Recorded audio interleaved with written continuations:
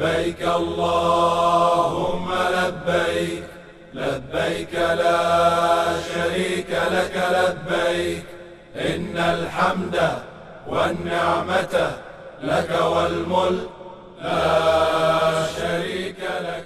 لبيك اللهم لبيك لبيك لا شريك لك لبيك إن الحمد والنعمة لك والملك لا شريك لك. لبيك اللهم لبيك لبيك لا شريك لك لبيك إن الحمد والنعمة لك والملك لا شريك لك. لبيك اللهم لبيك لبيك لا شريك. عید کے دن کے بعد پھر ہم جو باقی اعمال ہیں حج کے، ایام التشریق جس کو کہا جاتا ہے، 11، 12، 13 ذی الحج جو ہے، یہ 3 دن ایام التشریق کہلائے جاتے ہیں۔ اس دن میں سارے اعمال جو ہے صرف وہ یہ ہے کہ اس میں کنکریاں مارنی ہوتی ہیں، رمی الجمرات جس کو کہتے ہیں۔ 11 ذی الحج کو جب ہم صبح فجر کی نماز پڑھتے ہیں، اس کے بعد ظہر کی نماز اور زوال تک، اس درمیان میں جو گیپ ہے، فراغ جو ہے، اس میں کوئی ایسا عمل نہیں ہے خاص۔ ہم انتظار کرتے ہیں زوال کی۔ زوال جب ہو جاتا ہے، زوال سے لے کے پھر گئی ہوئی رات تک، یا کچھ علماء کہتے ہیں کہ فجر تک ہم پھر کنکریاں جو ہے یہ مار سکتے ہیں۔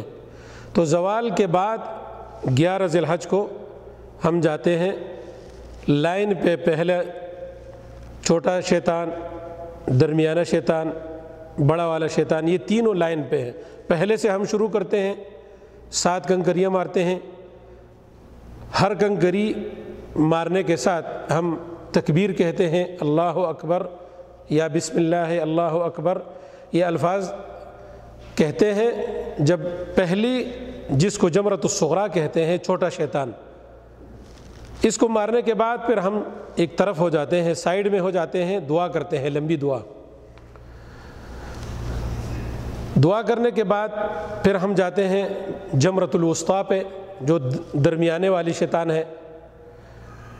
درمیانے والے شیطان کو 7 کنکری مارنے کے بعد پھر ہم ایک طرف ہو جاتے ہیں اور پھر دعا کرتے ہیں۔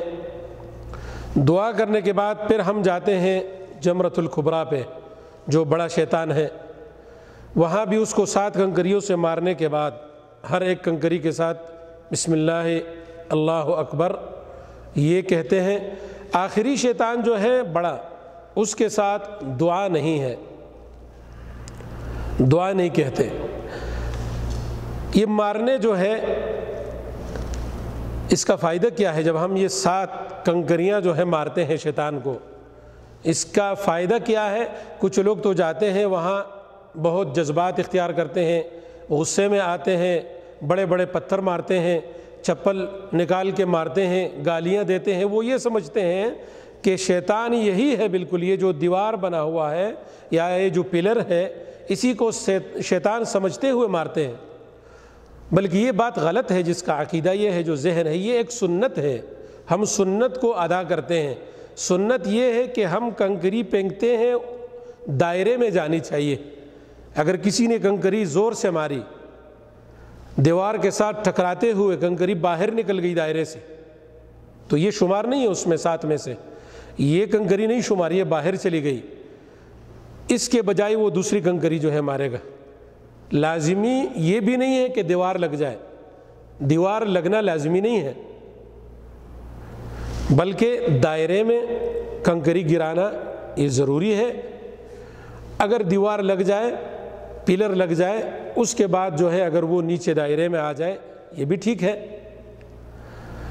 اللہ کے رسول صلی اللہ علیہ وسلم نے کیا کہا؟ انما جعل الطواف بالبیت وبین الصفا والمروہ ورمی الجمر لذکر اللہ، یہ صرف اللہ کی یاد کے لیے ہے، یہ نہیں ہے کہ ہم شیطان کو مارتے ہیں، یہ ہم اللہ کے ذکر کے لیے جو ہے تقوی اور پرہیزگاری کی بنیاد پر ہم یہ کنکریاں وہاں مارتے ہیں۔ تو 11 ذی الحج کو یہی عمل ہے، تینوں شیطانوں کو مارتے ہیں۔ پھر رات تک کوئی عمل نہیں ہے، رات گزر جائے پھر بھی عمل نہیں ہے۔ باقی نمازیں جو ہیں وہ ہم اپنے اپنے وقت پہ قصر کے ساتھ پڑھتے ہیں۔ اللہ کے رسول نے مکہ اور غیر مکہ سب لوگوں کو یہی حکم دیا ہے، جو باہر سے آئے ہوں یا جو مکہ میں رہنے والے ہیں، باجماعت قصر کے ساتھ منا میں اپنی نمازیں، یہ راتیں جو ہیں منا میں 11 12 13 یہ ان کی راتیں جو ہے یہ واجب ہے منا میں، جو اس رات کو نہ پہنچے اس کے اوپر دم آ جاتا ہے۔ کم از کم تھوڑے وقت کے لیے ہو، 1 گھنٹہ کے لیے، آدھا گھنٹہ کے لیے، پورا رات ہو، جتنا زیادہ وقت دیا جائے بہتر ہے۔ لیکن اگر کوئی آدمی گاڑی خراب ہو جائے، رش کی وجہ سے پھنس جائے، کچھ ہو جائے، لیٹ ہو جائے، بیمار ہو جائے راستے میں، تو اس کو کم از کم تھوڑے سے وقت کے لیے بھی منا کے حدود میں داخل ہونا ضروری۔ اور اسی طرح پھر ہم 13 ذی الحج کو جو ہے صبح اٹھتے ہیں، فجر کی نماز پڑھتے ہیں، پھر زوال تک ہم انتظار کرتے ہیں۔ جب سورج کا زوال ہو جائے اور رمی جمرات جو ہے کنکریاں مارنے کا وقت اسی وقت سے شروع ہو جاتا ہے، پھر ہم جاتے ہیں زوال کے بعد، پھر ایسے ہی جیسے ہم 11 کو کنکریاں مارے تھے، 12 کو بھی ویسے ہی جو ہے ہم کنکریاں مارتے ہیں۔ پہلا جمرہ، دوسرا اور تیسرا، یہ ہم ترتیب سے جو ہے پھر اس کو مارتے ہیں کنکریاں۔ اب بات ادھر اس پہ آتی ہے کہ 13 ذی الحج کو کچھ لوگ اگر 12 ذی الحج کو اپنا حج ختم کرنا چاہتے ہیں، جس کو تعجیل بولتے ہیں، جلدی کرنا، کچھ لوگ تاخیر کرتے ہیں 13 ذی الحج تک، دونوں یہ جائز ہے۔ فمن تعجل فی یومین فلا اثم علیہ واذکروا اللہ فی ایام معدودات فمن تعجل فی یومین فلا اثم علیہ۔ اللہ نے حکم دیا ہے کہ اللہ کو محدود جو گنے ہوئے دن ہیں اللہ کو یاد کرتے رہیں، اس میں جو جلدی کرے اس پر بھی کوئی گناہ نہیں ہے، جو تاخیر کرے اس پہ بھی کوئی گناہ نہیں ہے۔ لیکن افضل یہ ہے کہ اللہ کے رسول صلی اللہ علیہ وسلم کا سنت یہ ہے، انہوں نے خود ہی تاخیر کیا تھا۔ 13 ذی الحج کو بھی اللہ کے رسول نے جمرات تینوں کی کنکریاں مار کے اس کے بعد روانہ ہوئے تھے۔ اب اگر ہم 12 کو ختم کرنا چاہتے ہیں تو تب بھی منا کے حدود سے سورج غروب ہونے سے پہلے منا کے حدود سے نکلنا ہوگا۔ اگر ہم تاخیر بھی کرتے ہیں پھر تو سب تاخیر کے بعد جو ہے 13 ذی الحج کو روانہ ہو جاتے ہیں۔ لیکن اگر جس نے جلدی کرنا ہے تو غروب سے پہلے منا کے حدود سے نکل جائے، نہیں اگر وہ بیٹھا رہے اور اس پہ سورج غروب ہو گیا، وہ منا کے حدود میں ہے، تب پھر وہ 13 ذی الحج کو اس کو پھر جو ہے کنکریاں مارنے پڑے گی۔ اس طرح 13 ذی الحج سے ہم منا سے فارغ ہو جاتے ہیں، پھر جاتے ہیں حرم کی طرف جاتے ہیں۔ پھر اگر کسی نے طواف افاضہ نہیں کیا ہے، جو عید کے دن ہے، یوم النحر کے دن طواف افاضہ کے لیے لوگ جاتے ہیں، اگر کسی سے کسی ضرورت کے بنا پہ یا تھکاوٹ ہوا ہے یا بیمار ہے یا ٹائم نہیں ملا ہے حرم آنے کے لیے، تو ان 3 دنوں میں بھی طواف افاضہ جو ہے وہ کر سکتا ہے۔ تو اگر کسی نے طواف افاضہ نہیں کیا ہے تو وہ دوبارہ جا کے طواف کر لے اور سعی جو ہے وہ اس کے ساتھ کر لے۔ اس کے بعد طواف بھی ختم ہوا، سعی ختم ہو گئی، پھر ہمارے پاس صرف جو ہے طواف وداع رہتا ہے۔ طواف وداع بالکل حج کا آخری چیز ہے۔ جب ہم سفر کی تیاری مکمل کر لیں کہ ابھی ہم جانے والے ہیں، ہمارا فلائٹ یا ہمارا سفر یا گاڑی یہ سب کچھ تیار ہے، پھر ہم جاتے ہیں حرم میں اور 7 چکر جو ہے طواف وداع کے طواف ہم کرتے ہیں۔ اس لیے یہ آخری چیز ہے۔ اللہ کے رسول صلی اللہ علیہ وسلم نے حدیث میں فرمایا کہ تم میں سے کوئی اس وقت تک سفر نہ کرے کہ اس کا آخری کام جو ہے وہ طواف وداع ہو۔ حتی یکون آخر عہدہ بالبیت، کہ اس کا آخری جو کام ہے وہ بیت اللہ کا طواف ہو، جس کو ہم طواف وداع کہتے ہیں۔ اب اگر کسی کو، جیسے عورت کو اگر حیض آ جائے یا کسی عورت کا اگر بچہ پیدا ہو جائے حج کے دوران، جس کو نفاس کہتے ہیں، ایسے عورتوں کے لیے طواف وداع جو ہے یہ لازمی نہیں ہے، ان کے لیے معاف ہے، اللہ کے رسول نے ان کو اجازت دیا ہوا ہے۔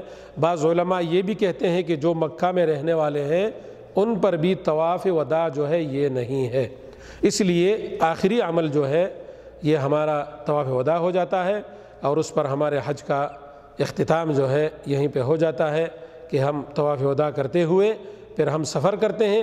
اگر کوئی گاڑی کے لیے کچھ وقت رکنا چاہے، روڈ پہ کھڑا ہے، گاڑی کا انتظار کر رہا ہے، اس میں کوئی مسئلہ نہیں ہے، لیکن اگر کوئی طواف وداع کر لے پھر جا کے وہ اپنے ہوٹل میں بیٹھا ہوا ہے، کمرے میں بیٹھا ہوا ہے، روم میں بیٹھا ہوا ہے، تو یا اس کے بعد وہ شاپنگ کرنے جا رہا ہے، تو یہ ٹھیک نہیں ہے۔ اگر وہ اس طرح کرے تو اس پر دوبارہ جو ہے طواف وداع یہ لازم ہو جاتا ہے۔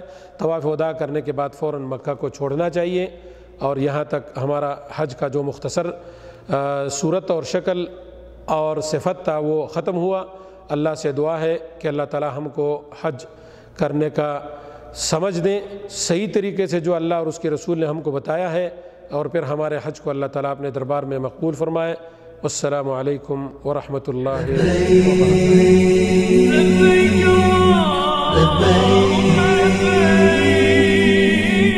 إن الحمد والنعمة لك والملك لا شريك لك. المكتب التعاوني للدعوة والإرشاد وتوعية الجاليات بغرب النسيم، طموحاتنا الدعوية تتحقق بدعمكم.